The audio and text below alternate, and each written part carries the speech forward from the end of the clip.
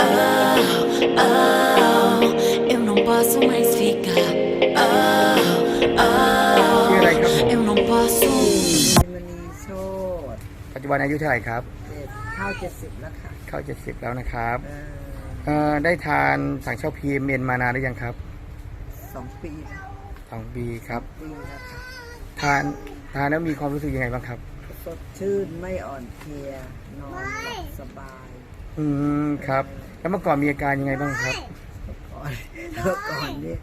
แล้วก็นอนไม่ค่อยหลับนอนไม่ค่อยหลับ แต่ตอนนี้กิน PMN เข้าไปก็รู้สึกว่าร่างกายดีขึ้น นะครับ ใช่ ครับ กินวันละกี่แคปซูลครับ ขอบคุณเดียว ช่วงไหนนะครับ ช่วงก่อนนอน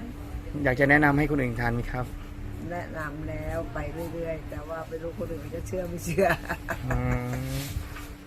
ได้ครับ ขอบคุณมากครับครับ สวัสดีครับ ขอให้ทุกคน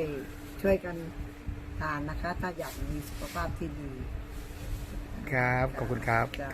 Oh, oh, eu não posso mais ficar. Oh, oh, eu não posso.